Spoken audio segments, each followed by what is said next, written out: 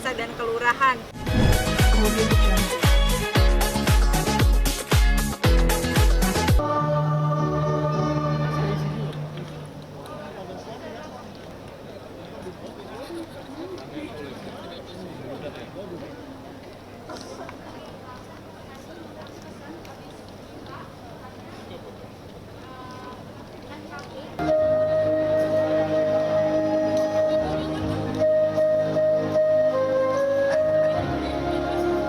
Dari jam berapa?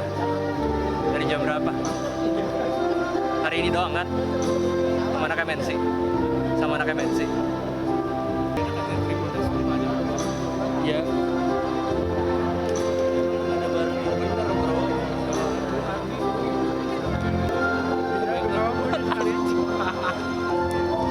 Yang tahu? Nggak tahu. Udah gua nggak update ya. Gue cuma bilang. Udah selesai. Udah selesai.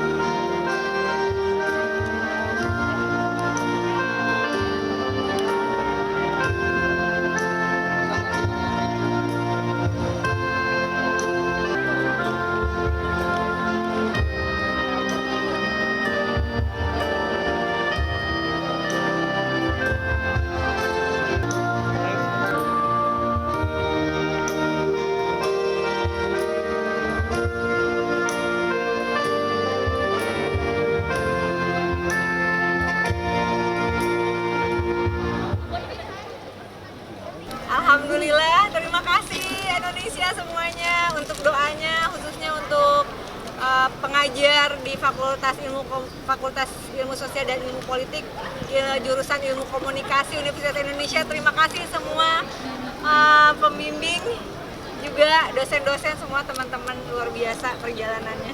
Seperti apa Bu perjuangannya ya sampai akhirnya Ya gelar cukup berat lah, karena ini juga kuliah di usia yang sudah cukup ujur.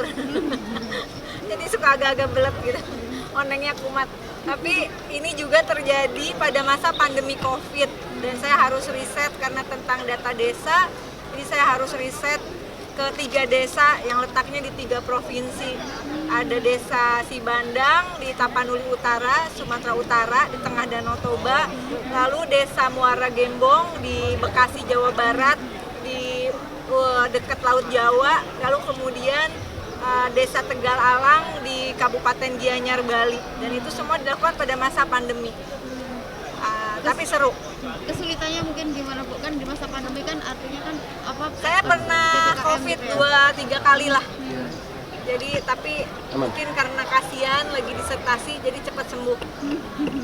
Kayak gitu. Risetnya langsung terjun langsung. Langsung terjun. Alhamdulillah dikasih kesempatan untuk mengerjakannya. Ada tim yang membantu ya, teman-teman dari Data Desa Presisi. Ini hasil Institut Pertanian Bogor. Lalu kemudian disertasi saya temuannya adalah bagaimana suatu data yang akurat dan aktual dari desa itu tidak bisa digunakan karena tidak ada peraturan perundang-undangannya.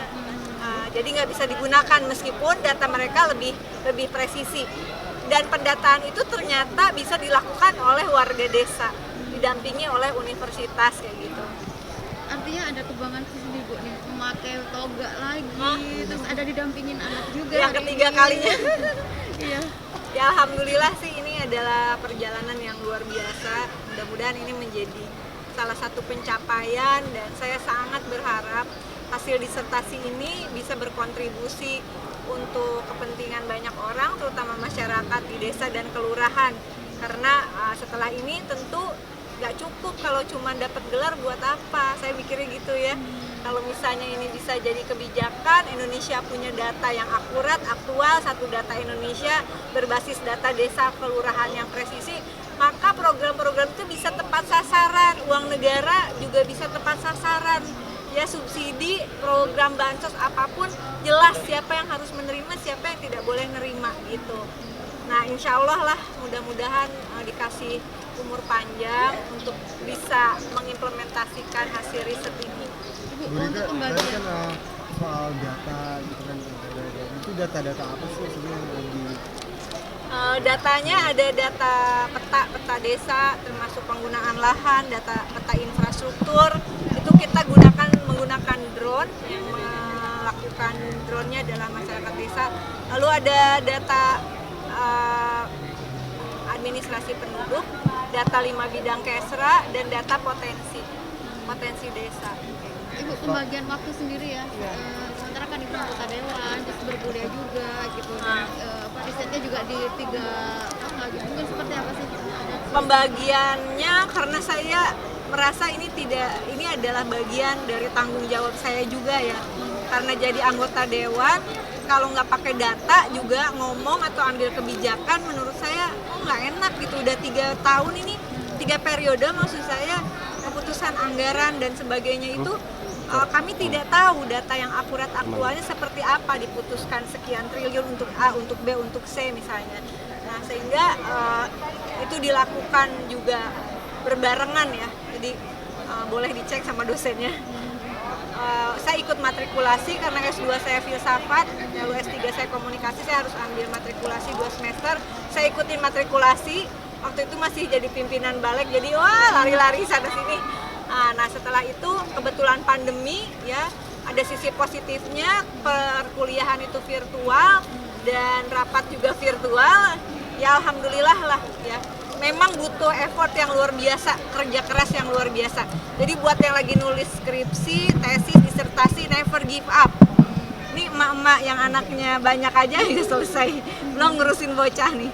Tapi mereka support banget. So mau ngasih apa? Wih, dikasih bunga. Terima kasih. Cium. Makasih anak. Bu, rencananya mungkin setelah ini apa akan ada Goalsnya ke depannya apa lagi? Kedepannya ya masih harus nyelesain jabatan sampai 2024 kan, sambil memperjuangkan semoga bisa yaitu satu data Indonesia berbasis data desa dan kelurahan presisi. Insya Allah bisa. Kalau negara orang bisa, masa Indonesia nggak bisa. Dan temuan kampus-kampus Indonesia keren-keren. Sip. Bu, terakhir kan ada yang Dan unik hari nih. ini tidak ada pasangan yang menemani jadi pasti lu mau nanya itu. Bukan, IG Ibu kan ini ya lumayan unik, sering live, itu kenapa? Kegiatannya emang selalu share di sosial media apa gimana? Ya karena sosial media saya ngerasa perlu dukungan dari publik ya, dan alhamdulillah publik itu banyak kasih masukan dan kasih support. Kadang-kadang memang langkah politik saya agak-agak anomali gitu, tapi saya harus cek, jangan-jangan ini bukan penjiwaan terhadap pekerjaan tapi kejiwaan. Jadi saya harus cek ke publik, yang netizen plus 62 terutama. Tentu ada yang pro kontra, ada yang julid dan sebagainya, tapi mostly mereka support ya kalau saya menyuarakan sesuatu yang penting seperti ini, soal kenaikan harga BBM bersubsidi. Saya meminta dibongkar data biaya pokok produksi BBM, data penerima subsidi yang akurat dan aktual. Mostly mendukung, kalau emang waras pasti mendukung. Nah, tetapi tentu ada yang buzzer kayak gitu, tapi nggak apa-apa, jalan terus lah, kan bukan untuk saya pribadi. Itu hari ini ada rencana apa syukuran atau seperti apa di rumah bareng sama Ada makan-makan sama